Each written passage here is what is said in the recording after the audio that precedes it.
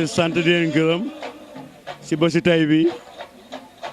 daanaka bési tey bi nag cosaanu Lébu la sa jamonoy maam ba léegi dañu ko seen ko tàmme ba si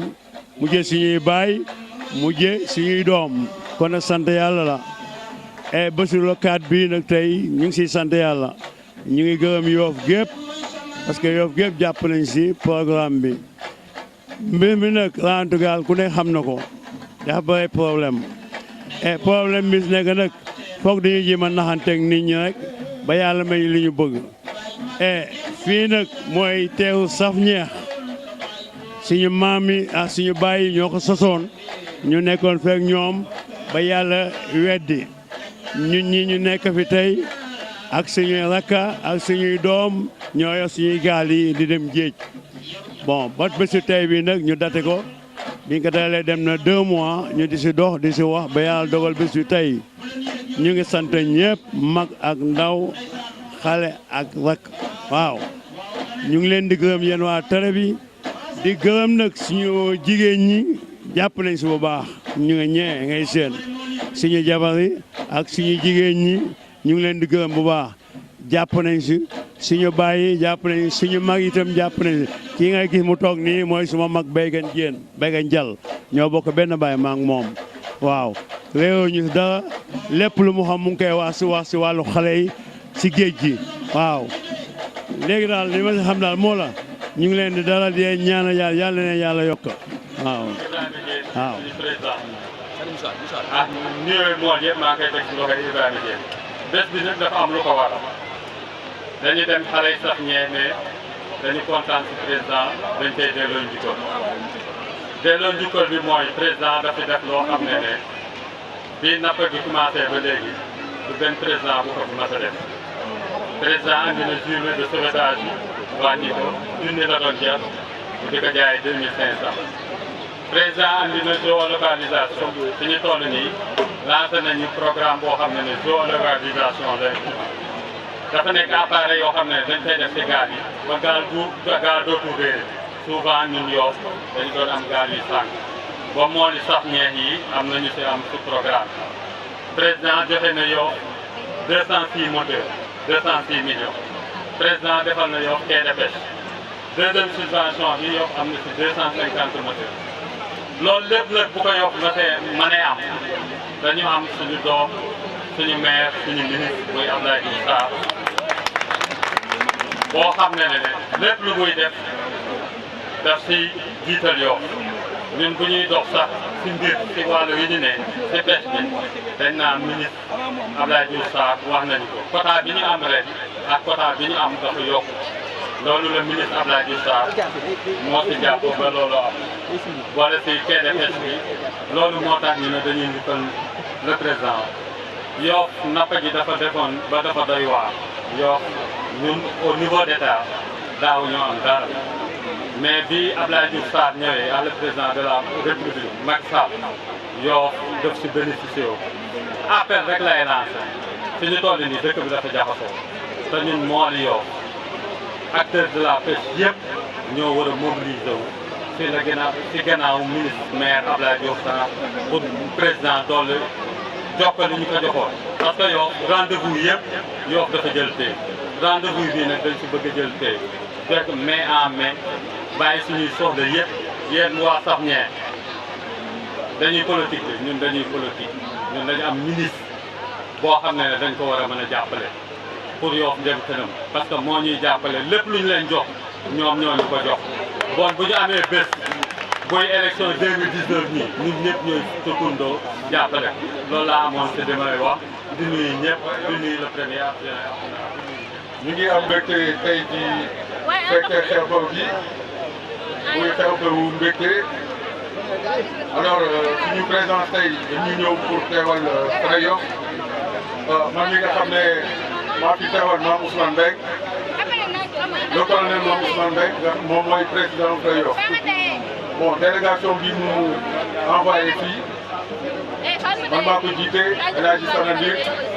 man maa chargé wu ci affaire politique ak sportive ki ci topp di Maysa Ndoye moom moo yore affaire religieuse et coutumière keneen ci Mbaye Thiaw mu ngi fii Canar Ndoye mu ngi fii Mbaye Thiaw c'est le trésorier Mbaye Gueye Riva mu ngi fii Ali Seck mu ngi fii alors mu doon une forte délégation boo xam ne bii tey dañu ñëw pour représenter le président colonel Mame Ousmane Mbaye alors ñu am mbégte nekk di fekkee bés bi nga xam ne tey mooy rawante aspect bi ñaari aspect la rawante gaal ak nettoyer plage le colonel Mame Ousmane mu ngi yabal pour xamal leen ne bés bi mu ngi koy bokk ak yéen moom lépp lu Yoff xewle ñëpp gis nañ taxawaayam dina si def xelam dina si def alalam def si léppam alors si kaw loolu muy félicité waa Safner si li nga xam ne tey mu doon organisation boo xam ne bii mu doon une réussite alors mu ngi leen di ñaax ne ci calendrier wu Yoff normalement lii dañ ko ci war a instauré quoi mu doon chaque année mu doon loo xam ne nit ñi ñu bëri beneen bi muy ci wàllu environnement bi wax nañ ci affaire environnement képp koo xam environnement allo képp koo xam environnement di nga xam ne bon fii géej dafa am lu mu laaj parce que littoral bi su fekkee par exemple littoral bi dafa am ay saleté yoo xam ne yi alors dafay am impact ci géej gi donc lii nga xam ne géej gi muy jën yi nga xam ne fa ñuy moom la ñuy ñun mool yi moom la ñuy mooy suñu liggéey donc dafay am tuuti lu muy freiné ci moom te xam ngeen géej li ci yëngatu dafa bari géej day loo xam ne lii ñun yàlla daf ñu koy jagle alors dañ ko war a fonk ak suñu ñaari loxo fonk ak suñu ñaari loxo mooy lan géej boo leen seetee géej li nga xam ne moom lay générer comme emploi sànq rek am na bu ko wax fii ne suñu rakk ji Yàlla Mbengue am na 150 personnes yu muy employé ñu ciy liggéey donc ci wàllu environnement bu fekkee ne par exemple géej gi ci tefes gi seenul alors jën gi du mën a produire ay jën yoo xam ne parce que am na moment boo xam ne bi fii boo ñëwee jën yi da ngay gis ba si tefes gi da ngay am jën léegi nag bu fekkee suufu géej gi dafa polluer alors jën yi dañuy dawal donc si kaw loolu président Mame Ousmane mu ngi joxe ay recommandations fortes yoo xam ne yi daal maanaam si wàllu environnement bi tefes gi ñi nga xam ne ñoo si ne di ci liggéey te ñu gën ko fonk mooy d'abord sauver suñu poche suñu lépp mu ngi leen di ñaanal nag lii nga xam ne moom leen su ma gis bismillahi rahmaani rahim terminé ko si alhamdulilahi rabbil alamin ñu ngi nuyu ñëpp di gërëm ñëpp wasalaam. asalaamaaleykum waa Yoff saltige Mbengue ñu ngi lay gërëm ak suma mbokk yi jaraaf yi ma fekk fii si Yoff ma di fi représenté tey grand serigne de Dakar Abdoulaye Makhtar Diop empêché Yoff gii dootuma fi gan ndax ko xam Alaska si Yoff xam Baye Ibra Ngay ñaa maa ngi ñoom ñoo leen footballandoo fii su ma jarbaat nekk fii Ousseynou Thiom si kaw ndax papaam joxol suma kër maam la yaroo fële ca Rue 13 dama ne Yoff lii ma dégg tey ngeen wax ko ak notable yi ma fi fekk Diouf Sarr naxu leen dama ne bari na manifestation yi may dem te may dallu Ndakaaru parce que may représenté grand Serigne li may ñëw Yoff di fi fekk représentant wu Diouf Sarr wala ma di ko fi fekk bari na man dóoru ma parce que Diouf Sarr defalu ma moroomam defalu ma bu dee oto maa ko moo liggéeyal sama bopp bu dee million maa ko liggéeyal sama bopp te nag jàmmalaay gi am naa fi kër kon lu ma xam lay wax dama ne ko am lu kenn amul danga koy téye bu ngeen dëkkee Yoff Diouf Sarr dëkk Yoff di doomu Yoff di maire Yoff da ngeen koy téye te jàppale xaw ma bureau Diouf Sarr xaw ma kër Diouf Sarr mais bari na lu may ñëw Yoff di ko fi fekk ñuy wax lu baax si moom kon dinaa ko wax te nag ki ma yebal ñàkkul fayda fu ma ko représenté na muy def rek laay def wax lii dëgg boo paree ñibbi xaw ma ku organiser lii waane yàlla na leen yàlla jàppale ndax mag ñi toog si kaw tribune bi ay caaxaan taxu leen a jóg dama ne ku ne mool ne gaal ku ne gaal ne moteur daa cher 1,250,000 bu la ko subventionné li xale bi wax dëgg la ku la deful lu baax nga wax ko waaye ku mën na def quai de pêche baa ngi nii ku mën na def ku ko fi def ki ko fi def ngeen leen ko tudd dañu koy tudd Macky Sall moo ko fi def da ngeen ko tudd kon yàlla na yàlla dolli sutura lii yàlla bu mu fi gëj ñuy ñaanal mag yi Yoff bu baax ndax ñun fii lañ daan footballé kon tey li jëkk attiré suma attention mooy propreté bii ma fi fekk bari na fa ay plage yoo xam ne meluñu nii kon lii aussi buñ ko def tey rek bàyyi ko boo liggéey ñu tilimaatal ko nañu koy téye muy set nii saltige mbeng il faut que ñu di la tudd ndax bu ñuy ñëw Yoff toujours fi la grand Serigne teg la ci sa yar ak sa teggin tey naru woon a wax mais damaa ñëw kontaan ndax organisation bi ñu fekk kon yàlla na yàlla doon sutura mag Yoff yàlla na yàlla guddal seen fan xale Yoff yàlla na yàlla guddal seen fan te ngeen ànd te bañ a naxante te ngeen ànd te bañ a naxante mouvement yi fi nekk yëpp nag nekk benn liggéeyal Yoff allahumma salli bon nuyu bi dañ koy tàmbalee suñu kilifa yi nga xam ñoo toog fii di tàmbali si ki nga xamante ne mooy délégué de quartier yi seen président di Abdoulaye Ndoye di nuyu ñoom saltige di nuyu suñu nijaay Maguette Samb di nuyu kilifa yi nga xam ñoo toog ci kaw yëpp bàyyiwuñu kenn mbir bi nag ñun dañ si bokk mooy dama waxoon rek lay waxaat aussi tamit si biir bokk bi mooy pêche yàlla dafa nattu ne ku diñ toon dafa am si ay loxo yi mu tegu loxo yi nga xam moom la tegu mooy loxo yi nga xamante ne ñoo nekk fii ñu ciy tudd ki nga xamante ne mooy Ibrahima Diène di Para Diène di président quai de pêche bu Yoff keneen ki nga xamante ne moo stop mooy Laye Baresi bi nga xamante ne mooy coordonnateur du CLPA bu Dakar Ouest ñun nag yàlla dafa def ne pêche bi dafa am lu nekk suñu ginnaaw ndax Yoff daaw amoon na 206 motos 206 yëpp fi la dugg ren amaat na 250 motos dafa yokku te 250 motos yooyu yëpp li koy may nit li si jiitu mooy nga fay sa permis dafa am solo beneen ba sa des mooy am nañ daaw ay gilet actuellement gilet yi aussi tamit amaat nañ 500 gilet mu ngi sa quai de pêche bi fii dafa jaadu pour ngeen di sol gilet yi pour mën a dem géej kon gilet yi képp ku ko bëgg au lieu de 5000 francs 250 la 2500 la gilet yi di jar kon képp ku ko bëgg boo ñëwee si quai bi indi sa permis de pêche dañ la ko jaay sinon bu surveillance amee bu la jàppee di nga am problème loolu moom il faut ñëpp bàyyi si xel si beneen ba sa des mooy 12 milliards le président Macky Sall di def chaque année di ko def subvention bi nga xamante ne mooy essence bi nga xamante ne moom ngeen di jël di ko dawee bu ko deful woon noonu mën naa duñ ko mën a jëriñoo kon képp koo xamante ne taxaw nga tey ne dañuy sàggal président Macky Sall def nga li nga war a def yemuñu foofu balise yi barki Dembo Ndiaye essayé nañ ko gaal yi ñëpp xam nañ ne si côté bii jàppandi naat ñooy ëpp gaal yi nga xam ñooy dem di draguer ji dañ doon réer di am ay problème mais lancement boobu man nii maa ko def ak ministre de la pêche le ministre Omar Gueye mais biñ ko defee xool nañ ne balise yi actuellement nii bokkatul bi nga xamante ne day jàpp satellite léeg-léeg du jàpp satellite bii nga xamante ne moom lañ génnee nii foo mën a booy génn sa biir kër rek commencé na la jël foo mën a nekk da lay wane ne yaa ngi fii man bi ma koy essayé jël dans 4 positions yoo xamante ne bu ma taxawee ñoom ñoo may wax ne ma yaa ngi place nangam kon loolu lu am solo la te encore boo ko xasee ba chargé comme portable mën na def 20 jours yoo xamante ne doo soxla courant doo soxla dara loolu kon buñ ko amee kon te lépp ñu ngi ko essayé Yoff gii dafa am nag lu nekk suñu ginnaaw parce que ñun heure bu ñuy dox di génn di dem si turu la maire Abdoulaye Diouf Sarr dañuy doxee dafa jaadu pour ngeen xam ko moo tax actuellement ni sànq laay wax na ko ne dañuy politique mais loolu wax ju yàqu la dama bëgg lépp lu ñuy def ñun Yoff na ngeen jàpp ne li fi nekk nañ ko gën a dëggal dooleel ko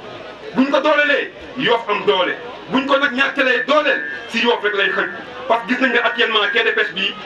financement bi ñu ko defaree 400 millions la biñ fi ñëwee la ànd ak ñun dox ko ba quai bi mën a sotti kon boog mu nekk maire boo xamante ne maire bu ñàkk ki ñaan la fi may nag daanelee mooy Abdoulaye man dama lay gërëm bu baax du ma noppi di ko wax parce que man nag kenn moomu ma man Jabel ku ma xam fii si Yoff xam ne kenn moomu ma man maa ngi góorgóorlu pour ni nga ko waxee sànq sama maam ma gën sama maam te nag gën bi nag maa ngi ko teg si dëgg ak fulla ak ñàkk liggéey dundal sama njaboot ñaanu ma kenn mais nag man yàlla def na ne yéen ñii di acteur de la pêche yi xëy na tey saf ñeex moo aye mais démb ñeneen la woon barki démb ñeneen la woon mais képp ku fi am programme man boo ñëwee si man wax ma ko mbaa nga wax ko laay man damay jël sama téléphone woo Abdou Naar wax jot ko mais bu ma ko jotee lim leen wax rek lay wax ñeneen te noonu la koy defee day jël lépp en charge xëy na nag keneen nag ku si jàpp xëy na def nga li nga war a def parce que nga bokk si Yoff wala xëy na ngeen liggéeyal ko loo xamante ne war na ko si def mais lu fi mës a xam xew rek Abdou Naar bi jël na ko en charge te bu ko jëlee li ma si gën a neex mooy du ne man Abdou Naar danaan lii la ma maire Abdoulaye Diouf Sarr sant kon Abdou ñu ngi lay gërëm bu baax di la sant bu baax a baax a baax li nga xamante ne nag fa la ñuy daanelee mooy maa ngi leen di wax ne leen ne na ngeen góorgóorlu dem fay ji permis de pêche yi yéen nag Cheikh lenn am na heureusement ba yan fay ngeen permis yu bëree bëri mais dafa am loo xam ne dafa am pour ngeen bàyyi si xel bu baax a baax chef de poste bi nga xamante ne moo toog fii toogal fi tey le ministre Omar Gueye muy Bokar Ba depuis mu ñëw fi ba léegi yéen magu Yoff ñaanal leen ko Yoff gën na am jàmm te jàmm ji Yoff am nag vraiment bu ko Yoff amee moo ñuy permettre lii ñu mën a def ñu mën ko def Cheikh nag lii ni ngeen ko defee nii mu am jàmm jàppale na ay édition la lu xewati rek maire dina jël lépp en charge comme ni nga ko naan defee di ko jëlal ñëpp. après président Macky Sall ak maire bi ñoom ñëpp ñu ngi leen di boole di leen gërëm di leen sant parce que ñun Abdoulaye Diouf Sarr ak Macky Sall ba ñu jëlee moteur yi si réew mi yëpp wàññi ko mooli wàññi ko mooli ba mooli mu yomb si ñoom dañoo doole sant yàlla bu baax parce que lii am fii sa jamonoy Senghor ba léegi mosu fee am président ba mel nii mu ngi fee doog a am président ba mel ni Macky Sall mu ngi fee doog a am waxtaan loolu dëgg Sall am machine fi toll nii mu ngi si 1 million 485 000 mu ne la joxeel 400 000 ma jox la machine loolu fan la ma sant si réew mi européens yi sax duñ def loolu Macky Sall jël sas boobu li ñu defal ñu ngi kaa sant di ko gërëm waxtaan wa dëgg Sall léegi nag ñun li ñu bëgg mooy édition bii dañ bëgg sama leen bi kay xool waaye wax édition bii dañ bëgg di ko continuer chaque année mu di fi am parce que ñun ay lébu lañu joow la ñu am ak bay maam yee nga fi daan def maam yi jóge nañu fi bàyyi yi jóge fi def bàyyi jóge fi doom yee nga fi def ñun ñooy doom yi ñun fas yéene nañu nag at ma jot di ko def fii ànd ak waa Yoff yëpp invité mbokki lébu yëpp di ko def fii di gërëm ni nga seen wax sànga ku mel ni Ngara Mbengue wax dëgg yàlla responsable moom la moo xam ne nii luy defar géej gi rek lay def di gërëm Pape Samba di gërëm Fere Yoff parce que ñooñu itam seen tànk ñu ko teg si defar dëkk bi mu jub te ñun ñu association loolu moo ñu tax a jóg defar dëkk bi mu jub bon ñun ñu ngi fas yéene ànd ak ñoom defar dëkk bi mu jub ak géej gi lépp loo xam ne li mooy defar géej gi ñu ngi si taxaw di gërëm Saltige Mamadou Mbengue Saltige ñu ngi bàyyi waa Safñeer ñu ngi lay gërëm Saltige waa Safñeer ñu ngi lay gërëm li nga mën ren yàlla nga mën déwén lu ko ëpp di gërëm borom doom bi tànk yi si kaw yëpp ku mel ni Dumbenga ku mel ni Cilla ku mel ni Jimbenga ñooñu ñëpp bi ñu xewlee ñun ñu wàcc nañ si terrain bi ànd ak ñun te ñun nag amuñu la ñoo diis ci amuñu la ñoo ragal parce que ñooñu ñëpp ñu ngi suñu ginnaaw di gërëm nag ku mel ni monsieur le maire Abdou Naar li nga mën ren yàlla na mën de lu ko ëpp ñii nag politique ñun waa Safia dañoo politique raxatuñu kenn ñun dañoo politique ba géej parce que ñun liñ bëgg mooy wàllu géej tamit dañu see jàppale ak président dañoo politique seen jigéen jërëjëf yal na leen yàlla fay di gërëm nag jabar yi wax Safia yi gis naa leen ñu nuróole la seen jëkkër wax ñoom loolu la ñuy wax kon ñoom a ànda yàlla leen yàlla fay gërëm leen ñaari fan ñu ngi taal ay añ noppalakuñu 6 heures du matin la ñoo ñëw fii bokk ci seen añ ba sa def si guddi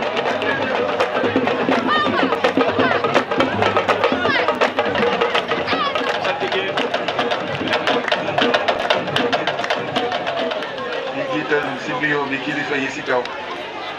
muy sama kilifa yi si kaw muy di jaraaf yi di saltige yi di ndey ji réew yi di sëriñ yi ñu ngi leen di nuyu di leen jox seen wàccuwaay di nuyu képp ku toog si kaw di nuyu acteur de pêche yi di si jiital lay bëri yi si teg Ngara Mbengue moom mi nga xam ne mooy magu mool yi Pape Samba Elvis di nuyu nag monsieur le maire Abdou Naar mu teewal fii Abdoulaye Diouf di sama wóllëre di sama xarit vraiment Abdou li ñëpp wax laay wax man waaye ñu ngi lay sant bu baax yal na yàlla sàmm te mottali sa yéene si Yoff ak si mbokk gi gis nañ ni nga ñu jàppale yàlla taxaw vraiment di ñaanal waa Safñeex di leen encouragé di nuyu Antou Samb man ngeen joxoon invitation ma yóbbu ko mu ñëw teew si vraiment def si li mu si def grand sëriñ man ngeen boole woon ak moom yéene mooy woon mu ñëw waaye bu mënul ñëw rakkaam lay yebal muy Jaraaf Aldo moo koy teewal fu mu mënul ñëw vraiment jàpp na si yebal Aldo mu teewal ak délégation bu la vraiment ñaanal Safñeex bu wax rek si Yoff li ñëpp wax laay wax mooy nañu jéem rek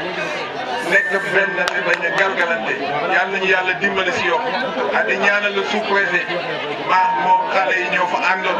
mu boole ñoo commandant foire moo tax ñu am éléments yi ñu am di nuyu di ko santaat sapeurs-pompiers yi ñëw comme capitaine Samb bu jëppal lañu boole moo tax ñu yebal éléments yi ñu ngi koy sant di ko ñaanal yàlla yokk ndombu tànkam le sous-préfet ak ñi mu àndal liggéey bi yëpp vraiment di ñaanal léegi di yàlla fi yàlla def jàmm di ñaanal frais yi di ñaanal sëriñ yi di ñaanal ñëpp di wax ne Yoff li ñëpp wax laa mool yi ñoo xewle tey moo tax ñu ñaanal président si teraanga bi mu defal lépp communauté lépp parce que ku wax napp rek wax lépp kon yéen teraanga bi bu leen ko président defalee ñun ñëpp la nga defal kon ñu ngi koy ñaanal yàlla nga yàlla sàmm ñaanal suñu ministre maire dombu tànk gi nga président dégg te yàlla nga yàlla gën a dëgëral niñ si yéene ak ñoom Antou Samba ak ñëpp yàlla nga yàlla def vraiment di ñaanal ñëpp dama gàntaloon kàddu gi dama wax xale yi vraiment li ma def naa ko si turu ndombu tànk yi Maguette Samba ndale sama mag Jaraaf Séni sama mag la Babacar sama mag la ñii si des yéen ñëpp maa leen doxal li ñu fi dox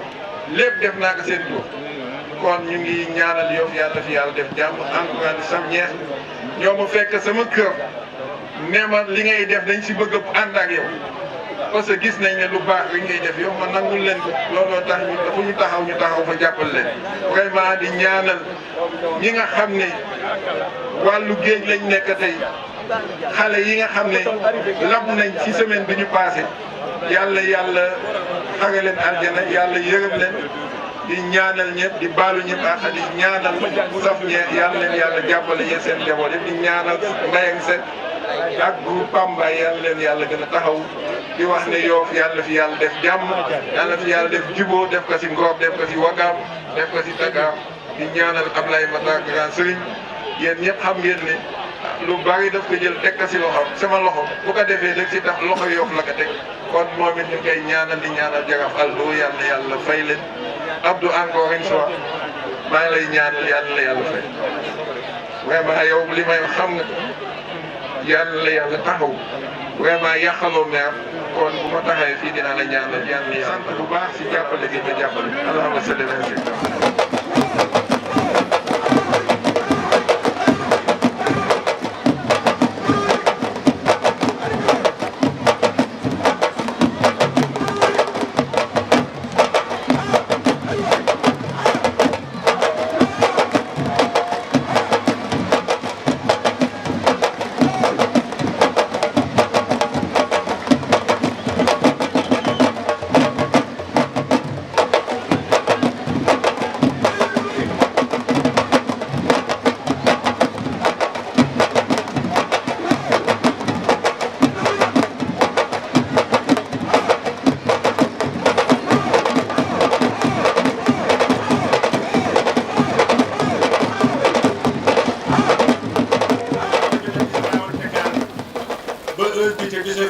donc yal nañu yàlla dimbali ñu àggale ko si jàmm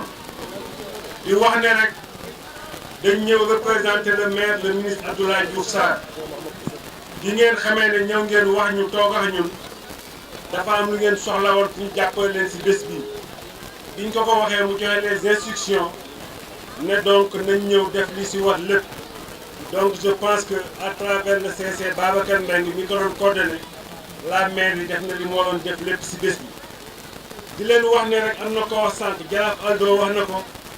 Laay wax na ko Jabel wax na ko su ngeen amee doom joo xam ne mu ngi tibb di indi Yoff da ngeen koy jàppale yàlla mu ngi dogal lépp loo xam ne mu ngi koy xalaat rek mu ngi koy jéem a indi fii si Yoff lépp loo xam ne xalaat na état bi mu ngi koy génne rek moom mu ngi si indi wàllu Yoff donc Yoff bu leen kenn nax am ngeen doom joo xam ne mu ngi leen di jàppale donc da ngeen koy jàppale Abdoulaye Diouf Sarr li mu mën mooy jàppale dëkk bi lu waa dëkk bi def mu ñëw taxaw si mais mu ngi leen di tàllal loxoom di tàllal ñëpp loxoom di leen wax ne dafa bëgg ngeen jàppale ko parce que li nga xam ne président Macky Sall moom la ko santé mooy donc moom mu indi nattuwaay Yoff ngeen jàppale ko ba mu am loolu mu ngi jëm si programme boo xam ne dañ ko tuddee parrainage mooy que ne dañuy ñëw laaj leen seen signature pour kan ngeen war a mën a jàppale pour élection yi ñëw ñu leen di wax ne rek li ma leen di wax laa leen daan wax mooy que ne bu ngeen amee doom ju soxla da ngeen koy jàppale moo gën ngeen jox doomu jàmbur am na ñu fi ñëw ci diima laaj seen ay voix mais xawoon leen ne ñooñu defal ñu dara waa Yoff tey kii nga xam ne moo la fi yàlla teg muy le maire Abdoulaye Diouf Sarr mu ngi jiima def lépp pour jàppale waa Yoff donc bés baa ngeen jàppale ko incha allah lépp la nga xam ne xalaat na mu ngi développé dëkk yi mu ngi siy def bon ñu ngi leen di ñaan ngeen jàppale ko am na ko wax léegi xaw ma laay la wala jareel pour wax ne bés bu mel nii dañ ko war a institutionnaliser fii au niveau de Yoff je pense que Jaraaf wax na ko léegi sànq maa ngi koy wax ne lu mel nii dinañ si àndax le GIE ñu boole ko suñu calendrier au niveau de la commune jàppal leen si ba tudde ko la coupe du maire at mu jot ñu organiser doo ko ak yéen parce que lii dafa am solo trop tey gën nañ am lu mel nii ñu ne raawante gaal dañ leen dem fii si tefes ak Yoff ñu def ko fi Yoff yëpp génn donc gis ngeen cosaan li ñëw na gis ngeen jaraaf yi ñëw nañ gis ngeen saltige yi ndey gi réew yi ñëpp ñëw nañ donc ñu ngi leen di sant bu baax a baax je peux pas terminer nag sans féliciter le saltige Mamadou Mbengue Mamadou dama koy wax ne ñu ngi lay sant bu baax a baax parce que Mamadou toujours mu andi ñu nit mais masuñu wax soxlaam wax fa dëgg yàlla bu ñu waxee dëgg rek toujours li muy dox rek suñu développé Yoff la donc Mamadou yal na la yàlla jàppale yow tamit ba li nga nekkee nii donc nga gën ko continuer jàppale Yoff directeur Antou Samb ñu ngi lay sant bu baax responsable nga mënoon nga wax ne Ngor gën a nga dëkk mais tey da nga xam ne le président Macky Sall la ñu delloo njukkal te moom tamit ngay liggéey fële sa Ngor nga ñëw le président Macky Sall nag li ñu si waroon wax moo li wax nañ ko bu pare ku lay subventionné 1 million su ñu jël 1 million 400 je crois kooku wàcc naa yéen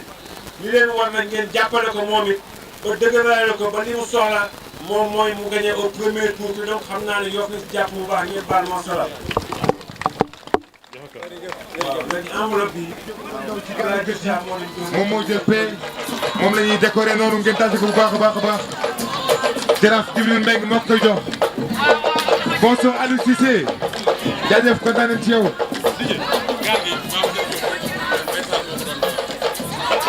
ay ci ñu ne gaal gi Babacar Diop moo ko moom waaye Mbaye Fall moo ko doon dawal allez félicitations à vous.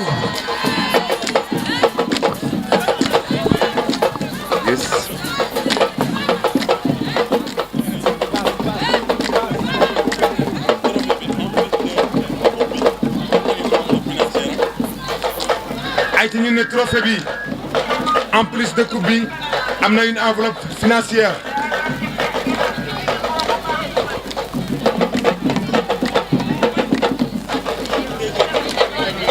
ay te dañu dem ci deuxième bi maintenant ne ma ne ici moom mooy jox Mame Biram Diop moo jël deuxième Mame Biram Diop.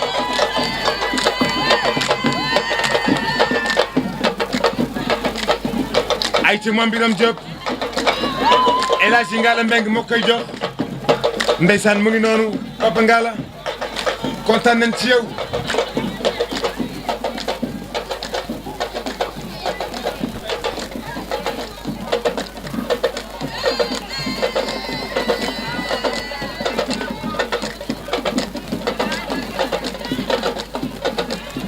ay ci mu ngi noonu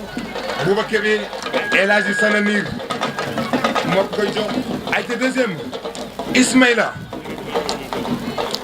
mooy le deuxième fooy baa ngi ci gële fooy baa ngi ci Mambar ak Mexi aussi on vous remercie du fond du cœur Apexi Mexi jërëjëf deuxième le grand déjiré Aliou Bey saf neex ne nañ bëgg nañ ci yow kontaan nañ ci yow. Allez, félicitations à vous.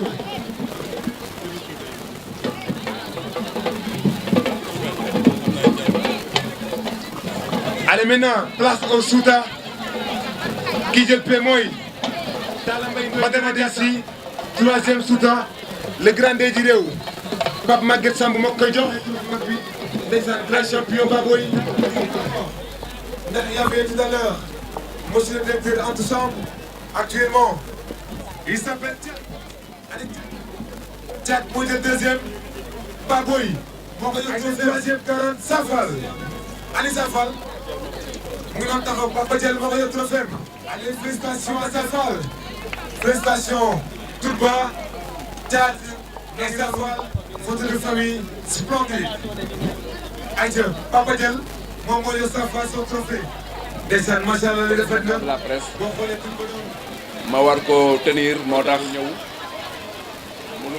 bëggoon naa mu gàtt lool mais question yi moo bëri woon foofu te il fallait ma toog ba apporter des réponses à toutes les questions mais maa ngi jéggalu si kilifa Yoff yi ma fekk ak kilifa Lébu yi ma fekk ak acteurs de la pêche yëpp di leen féliciter leen remercier lu mel ni wax dëgg yàlla ko organiser si dëkku Lébu wàcc nga may wax ne occasion la yoo xamante ne danañ collaborer ak yéen pour di ko gën di def pour animer effectivement tefes gi parce que amuñu luy ëpp tefes gi lépp si tefes gi ngay jógee dem si joor gi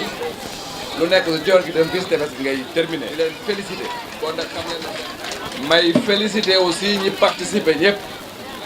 parce que lu mel nii l'essentiel c'est de participer may féliciter ñi xamante ne ñoo gagné di leen jox effectivement trophée bi au nom de la commune Abdoulaye li mu wax sàll rek yaakaar naa ne forme rek la mais moom bu taxawee rek na leen wër ne ma taxaw parce que fii si Yoff moom moo ma fi toogal di def liggéey bu mucc ayib ma koy féliciter au nom de toutes les populations de Yoff parce que taxawaayam rafet na lool. Bon donc monsieur le vainqueur ma lay jox donc sa trophée au nom de la. Allez, toutes nos félicitations, monsieur le vainqueur. Directeur, merci beaucoup.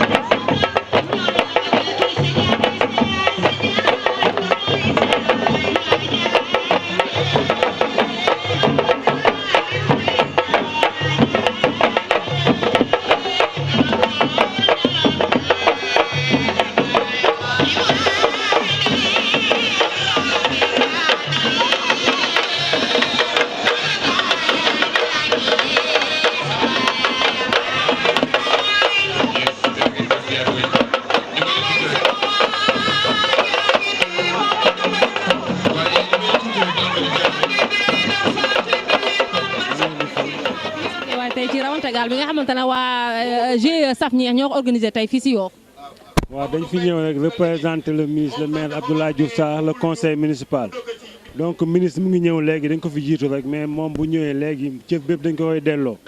yàlla dafa def comme ni nga ko waxee tey waa Saf Ñeex bi ñëwee seet see donc la commune pour ñu jàppale leen dafa am lu ñu waxoon jàppale leen dañu waxoon affaire turbine affaire chaise affaire trophée ak yëpp xam naa ak ay t-shirt bañ ñu ko waxee maire yi bés boobu dañ si gërëm bu baax ki nga xam ne donc day liggéey ak ñun bokk si conseil municipal bi mooy Ablaye Guèye mi te mu nekk CLPA Ablaye Jaraaf Ablaye kii Mbegere Jabel xam ne ñoom ñoo yombal lépp entre ñoom ak ñun liggéey pour ñu bëgg a xam ne nit ñi rek ñun benn lañ ñoo ànd lépp lu ñuy def Jabel li muy liggéey Ablaye lay liggéeyal laay tamit li muy liggéey Ablaye lay liggéeyal ñoom ñëpp dañuy liggéeyal pour le président Macky Sall biñ ñëwee indi xale yi ñu ne dañ bëgg ku leen jàppale laay facilité lépp ñu ñëw si audience bi ñoom ñu wax li ñu bëgg lépp yàlla def tamit ñun li ñu waxoon nag ñoom ñëpp defal nañ leen ko ñëw tamit pour assister leen parce que fête ju mel nii dama gis ne sax mairie bi sax lii war na leen yee incha allah dinañ waxtaan le conseil municipal pourquoi pas ñu def ay coupe du maire loo xam ne si joo la jëm et tout parce que lii mooy suñu fête football bi ñuy jàppale yëpp jàppale lu mel ni sax moo gën a wóor parce que lii mooy suñu cosaan mooy suñu fête incha allah nañ si waxtaan ak ñi xam ne ñoo yëngu si pes bi ku si mel ni Jabel ak ku si mel ni Laay nan la ñuy xelale ba ñu teg coupe du maire boo xam ne joo lay doon ñu invité acteurs yu Yoff yi ñu def fête bu mel noonu incha allah. ku ne Yoff xam ne dëkk cosaan la dëkk lébu la ñuy def rawante gaal di def ay ndëpp di def ak yeneen ak yeneen lan ngay wax si loolu. waaw comme ni nga wax ni ma ko waxee Yoff jëkku cosaan la tey képp ku wax gis ni xam ne di nga xam ne xam nga joo xam nga lu jëm si affaire u ndëpp xam nga lu jëm si affaire u ndawra bin te loolu lépp tey ñëw na fii donc dafa mel ni comme ni ma waxee rek lu mel ni il faut maire bi pare ne ko ñuy génn waat cosaanu Yoff incha allah bu soobee yàlla merci.